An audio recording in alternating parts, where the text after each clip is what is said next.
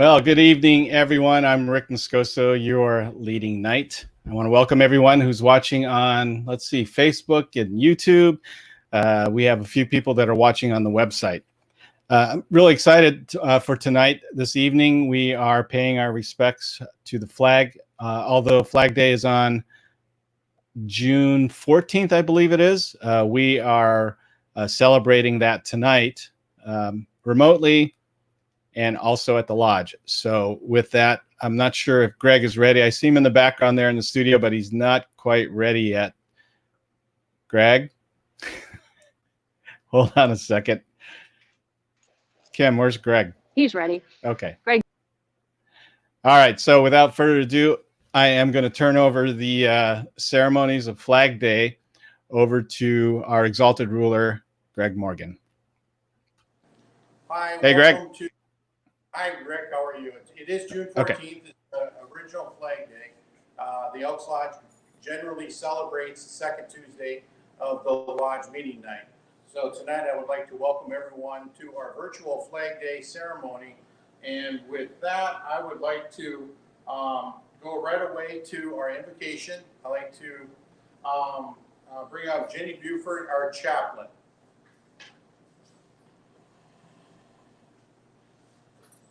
Our Father who art in heaven, we thank you for this opportunity to join together to recognize the flag of the United States of America.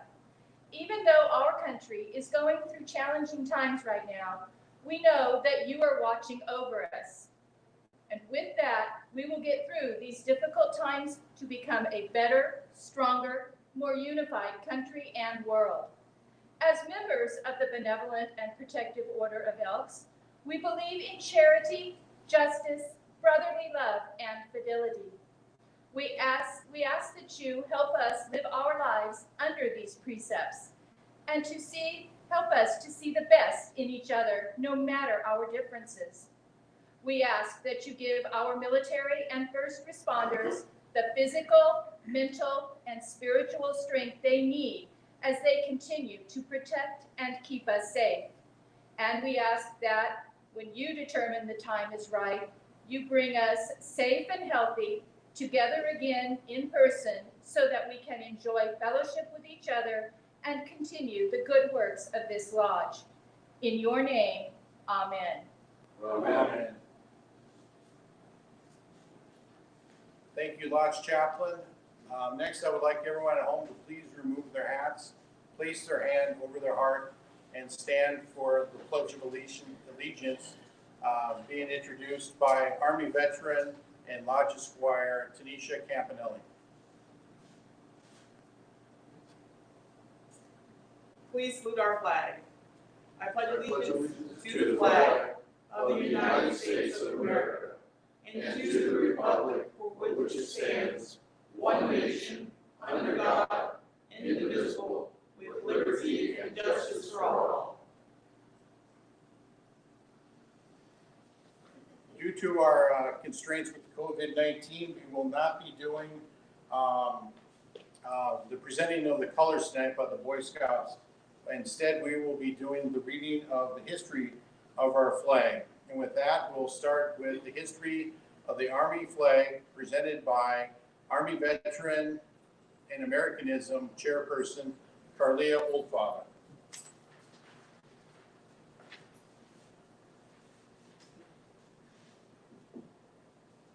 Thank you, Greg. History of Army flag.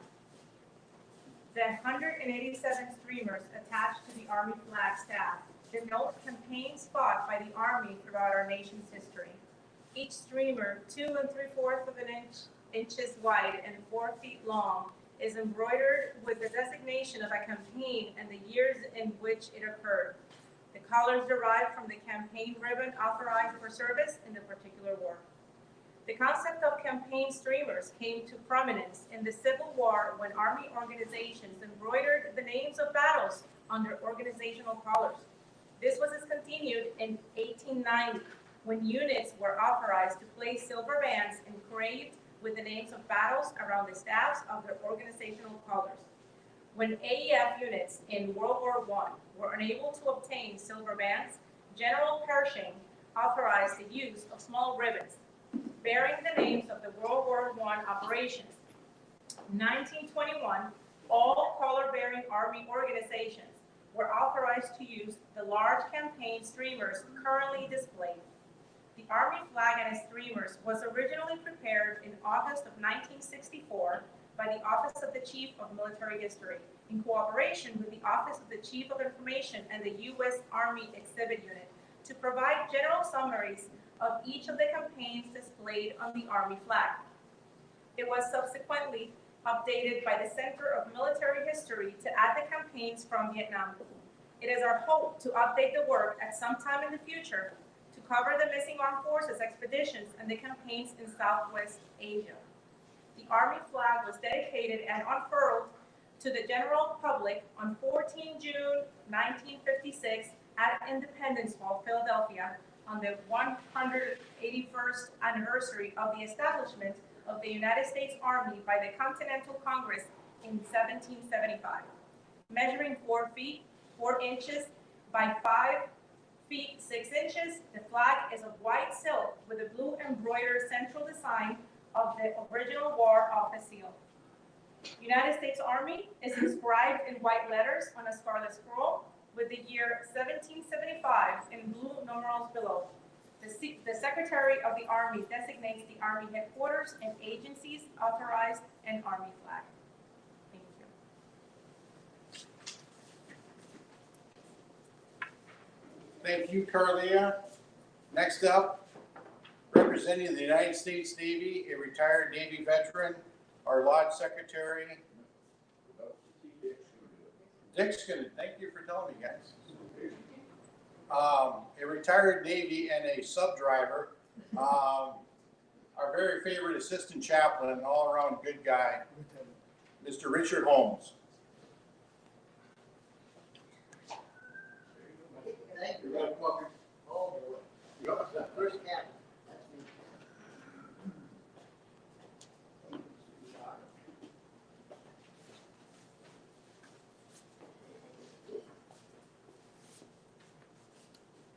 Good evening, fellow Elks. The history of the Navy flag. The Department of the Navy created. Normally they tell me to be quiet.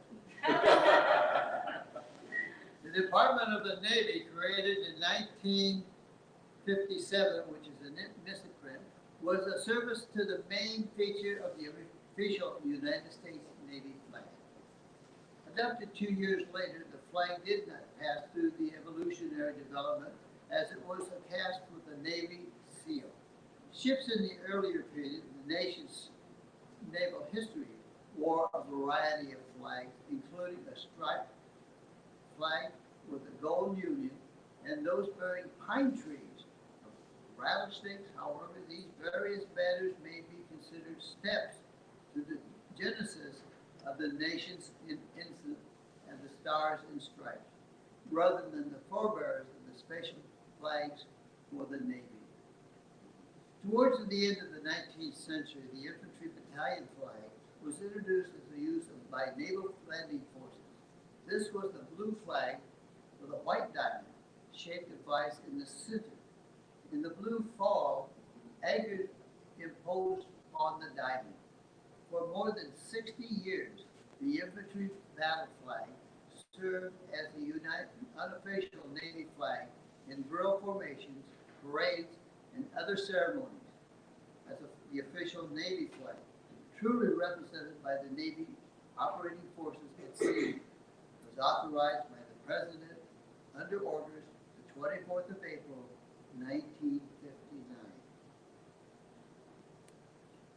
The flag of the United States Navy is 4 feet 4 inches, hosted by a 5 foot 6 inch flag of the dark blue material with a yellow fringe, 2.5 inches wide. In the center of the flag is a device 3 feet 1 inch overall, consisting of the interparticular position of the seal of the Department of the Navy, with the exception of the consideration of C, which has been substituted for the land area. This is a proposed color within the circular yellow a rope ending with 2 feet 6 inches in diameter above a yellow scroll inscribed United States Navy in dark blue. Unlike the National Ensign, commission pendants for the Union Jack and the Admiral's Award pendant, which flies from the gap, most of the staff of the Board of Naval Vessels. The flag of the United States Navy represents the display, the purpose of it carries, and by the honor guard that the ceremony occasion. This was not part of it, but when we changed command on submarines, we were all painted out black, nobody knew us, and we went to sea. Amen.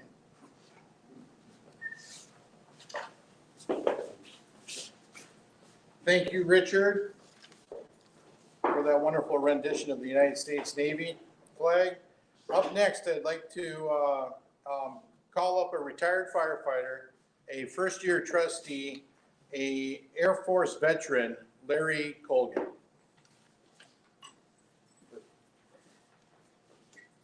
Good evening. This is the history of the Air Force flag. Like other military flags, the Air Force flag symbolizes a prestigious history of dedication to this country. The dark blue flag consists of the Air Force coat of arms in the middle, surrounded by 13 white stars that represent the 13 original colonies. The 3 stars grouping at the very top is meant to portray the 3 departments: the Army, the Navy, and the Air Force. At the top of the seal is a bald eagle in front of a cloud formation. A wreath is also part of the emblem and composes of 6 folds of silver and blue. Like other military flags, the interior version is outlined in gold fringe, while the outdoor version is not. On March 26, 1951, President Harry S. Truman declared this flag the official Air Force flag. Directly below the Air Force seal are the words United States Air Force and the Roman numeral for 1947, which is the year the Air Force was established. It was July 28, 1947, that the National Security Act became law and created the department known as the Air Force. Under the act, W. Stewart Symington became the first Secretary of the Air Force, and General Carl A. Spaatz became the first Chief of Staff. Thank you.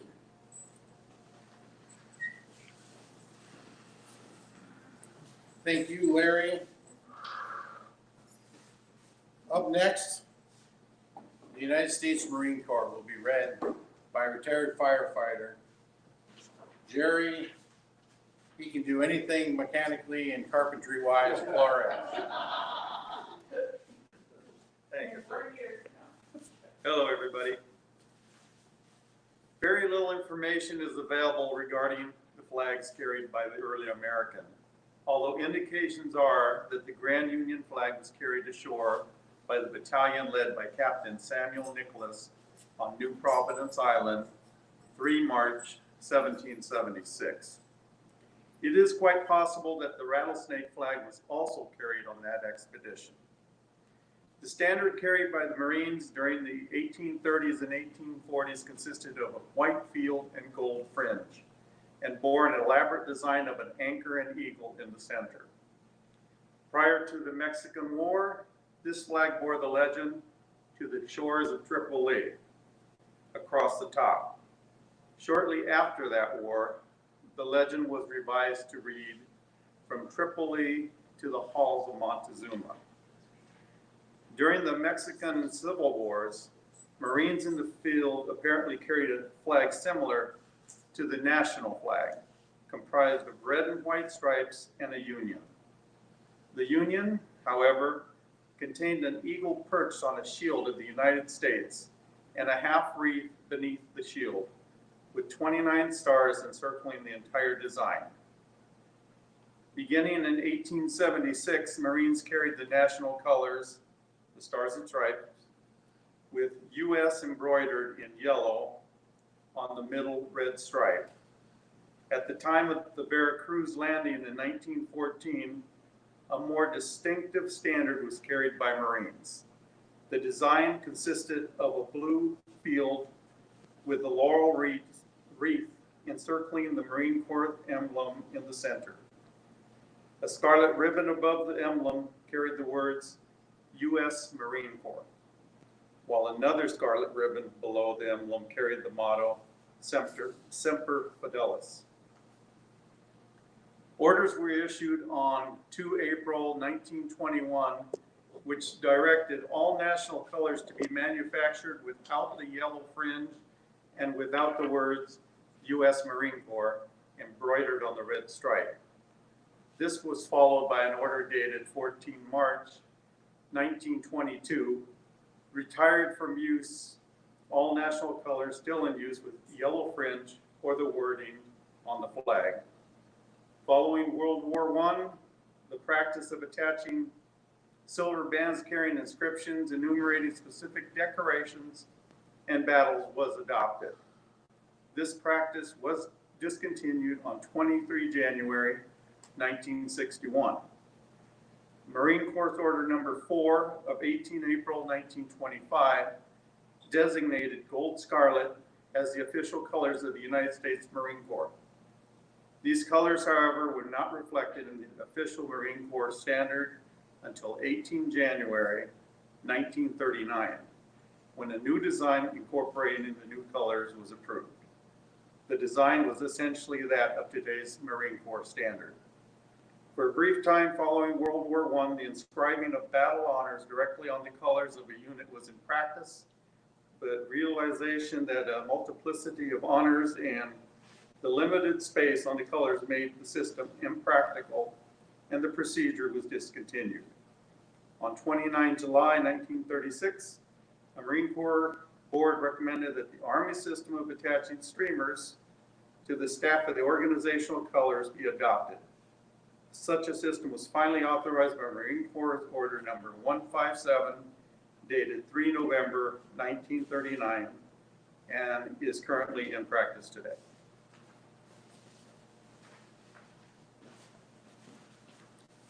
Thank you, Jerry. Up next, the United States Coast Guard, read by Army veteran. We were lacking a Coast Guard veteran tonight, so Army veteran Tanisha Campanella.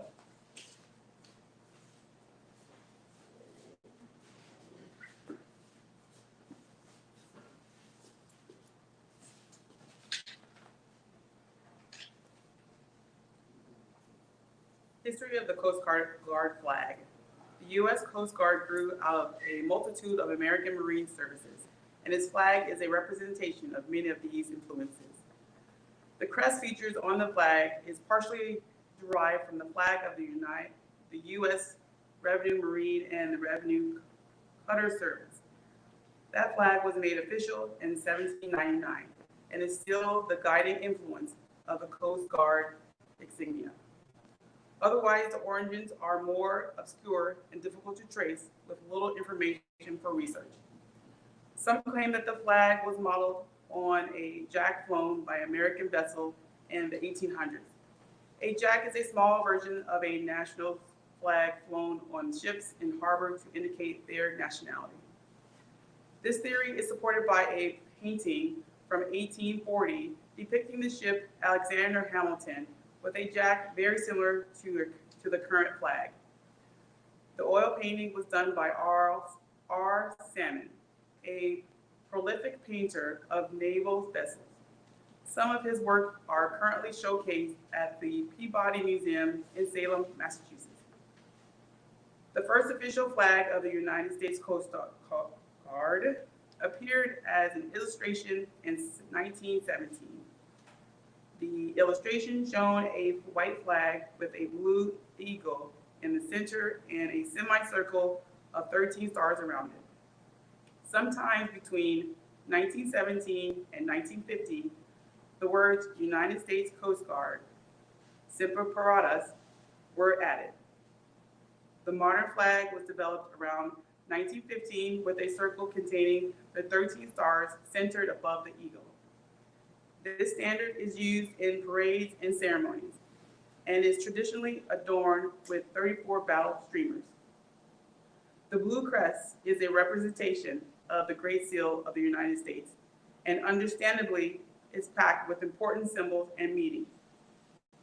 The eagle is the official symbol of the United States, and the seal, it bears a shield of red, white, and blue that is reminiscent of the flag of the United States. The eagle is supported with an instruction without support, which is a symbol to remind Americans that it should stand on its own, free from reliance on other nations for aid.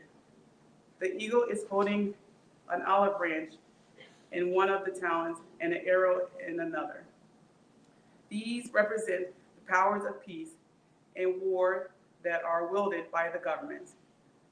The insurgents is comprised of a chief and pales. The top part of the feature, white stars on a blue field, is called the chief. The red and white stripes are pales. The pales are represented with several states joining together to support the chief, a symbol of Congress that governs the United States. Each color has its own significance. Red represents valor, white represents purity, and blue represents justice. Above the eagle is a circle with 13 stars, which is referred to as the constellation. This represents the government joining the 13 original states and ranking above the sovereign states' government. In addition to the words United States Coast Guard, the Coast Guard's motto, Semper Paratus, also appears on the flag. The motto means always ready. The motto is also used. The title of the song was composed by U.S. CG officer Francis Saltus von Borsig. He wrote the lyrics in 1922 and then set them to music in 1927. It has been modified slightly over the years, but the bulk of the words and sentiment remain unaltered. The Coast Guard is unique in the branches of the American military that is two official flags, the white standard and the insignia, is used only as a symbol of law enforcement, authority to uphold the law of the United States, such as when they must board and examine a foreign ship or seize a vessel. It is never used in parades or during ceremonies. The insignia looks almost like the flag in the Revenue Cutter Service that was authorized in 1799. Thank you.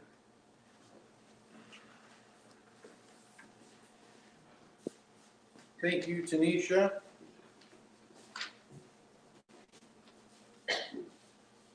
Up next for the POW MIA flag, our Lodge Secretary and retired Navy, Norm Jones. Thank you, sir. Evening, I apologize for lack of uniform, but just like the old days in the military, sometimes you get drafted. With that said, this is the history of the POW MIA flag. In 1970, Mrs. Michael Hoff, an MIA wife and member of the National League of POW MIA Families, recognized the need for a symbol of our POW MIAs. Prompted by an article in the Jacksonville, Florida Times-Union, Mrs. Hoff contacted Norman Rickpees, Vice President of Annan & Company, which had made a banner for the newest member of the United Nations, People's Republic of China, as part of their policy to provide flags for all United Nations member states. Mrs. Hoff found Mr. Rickpees very sympathetic to the POW MIA issue. He and Annan Advertising Agency employee Newt Halsey designed a flag to represent our missing men. On March 9th, 1989, an official flag, flown over the White House on National POW MIA Recognition Day, 1988, was installed in the U.S. Capitol Rotunda as a result of legislation passed overwhelmingly during the 100th Congress. In a demonstration of bipartisan congressional support, the leadership of both houses hosted the installation ceremony. The POW-MI flag is the only flag ever displayed in the U.S. Capitol Rotunda, where it stands as a powerful symbol of America's determination to account for U.S. personnel still missing and unaccounted for from the Vietnam War. On August 10, 1990, the 101st Congress passed U.S. Public Law 101-355, which recognized the POW-MIA flag and designated it the symbol of our nation's concern and commitment to resolving as fully as possible the fates of Americans still prisoner, missing, and unaccounted for in the Southeast Asia, thus ending the uncertainty for their families and the nation. The importance of the POW-MI flag lies in its continued visibility, a constant reminder of the plight of America's unreturned veterans. Other than Old Glory, the POW-MI flag is the only flag ever to fly over the White House, displayed since 1982 in this place of honor on National POW-MIA Recognition Day. Passage by the 105th Congress of Section 1082 of the 1998 Defense Authorization Act required that the POW-MIA flag fly 6 days each year. Armed Forces Day, Memorial Day, Flag Day, Independence Day, National POW-MIA Recognition Day, and Veterans Day. It must be displayed at the White House, the U.S. Capitol, the Departments of State, Defense, and Veterans Affairs, the headquarters of the Selective Service System, major military installations as designated by the Secretary of Defense, all federal cemeteries, and all offices of the U.S. Postal Service. In addition to the specific dates stipulated, the Department of Veterans Affairs voluntarily displays our POW-MI flag 24/7. The National Vietnam Veterans, Korean War Veterans, and World War II memorials are now also required by law to display the POW-MIA flag daily. Most state capitals have adopted similar laws, as have local governments nationwide.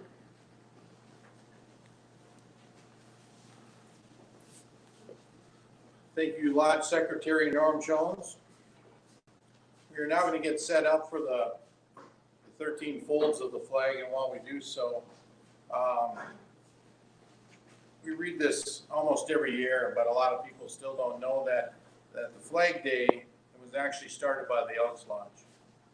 Patriotism has characterized the benevolent and protective Order of Elks of the United States of America since the early days of the organization. Allegiance to the flag of our country is a requirement of every member. In 1907, the Grand Lodge of our Benevolent and Protective Order of Elks designated by resolution June 14th as Flag Day. The Grand Lodge of the Order adopted mandatory observance of the occasion by every lodge in 1911, and that requirement continues. The Elks prompted President Woodrow Wilson to recognize the order and observance of Flag Day for its patriotic expression. But it was not until 1949 when President Harry Truman, himself a member of the Elks, made the proclamation that thereafter, June 14th, would be a day of national observance for the symbol of our country. It was through the Elks Lodge in Independence, Missouri, that President Truman got the idea for national observance of Flag Day. With that, I'd like to turn it over to our esteemed loyal knight for the meaning of the 13 folds.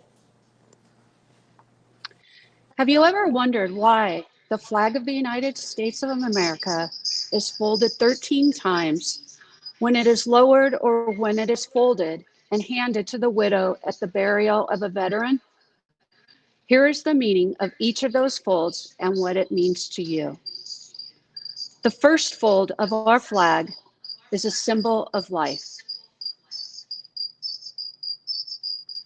The second fold is a symbol of our belief in eternal life.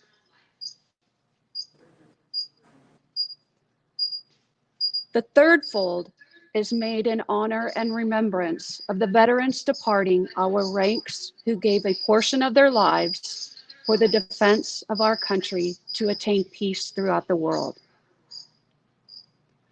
The fourth fold represents our weaker nature. As for American citizens trusting in God, it is to Him we turn in times of peace as well as in time of war for His divine guidance. The fifth fold is a tribute to our country, for in the words of Stephen Decanter, our country in dealing with other countries, may she always be right, but is still our country right or wrong?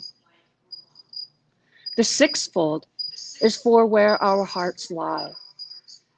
It is with our hearts that we pledge allegiance to the flag of the United States of America and to the republic for which it stands, for one nation under God, indivisible, with liberty and justice for all. The seventh fold is a tribute to our armed forces, for it is through the armed forces that we protect our country and our flag against all her enemies, whether they are found within or without the boundaries of our republic. The eighth fold is a tribute to the one who entered into the valley of the shadow of death, that we might see the light of day, and to honor Mother, for whom it flies on Mother's Day. The ninth fold is a tribute to womanhood, for it has been through their faith, their love, loyalty, and devotion that the character of the men and women who have made this country great has been molded. The 10th fold is a tribute to the Father, for He too has given His sons and daughters for the defense of our country since they were first born. The 11th fold, in the eyes of a Hebrew citizen, represents the lower portion of the seal of King David and King Solomon, and glorifies in their eyes the God of Abraham, Isaac, and Jacob. The 12th fold in the eyes of Christian citizens represents an emblem of eternity and glorifies in their eyes God the Father, the Son, and Holy Spirit. The 13th fold, which the flag is completely folded, the stars are uppermost, reminding us of our nation's motto, "In God we trust."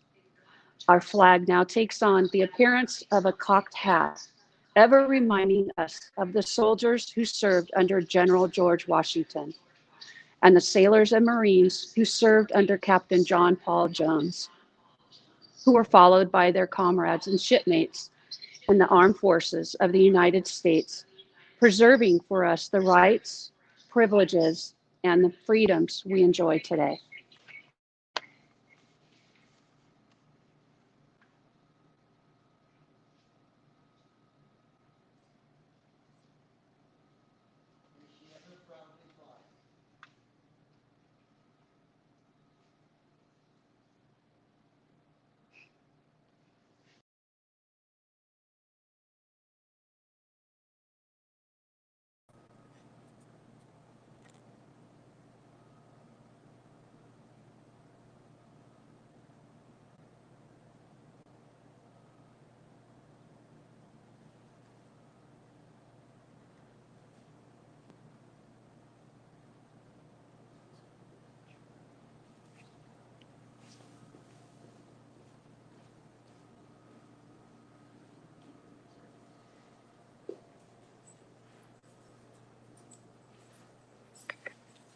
I'd like to thank Larry Colgan, Frank Scarpini, and Randy Houston for the 13 folds, as well as our esteemed loyal knight, Kim Maestri, for doing that.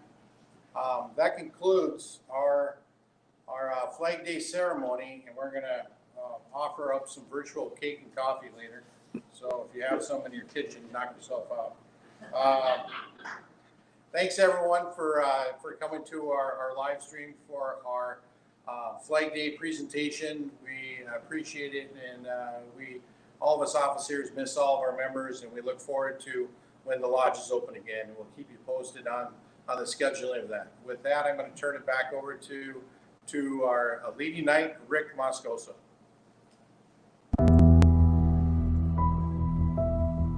The Elks Lodge has always been my second family, my home to support charity and connect with my fraternal brothers and sisters.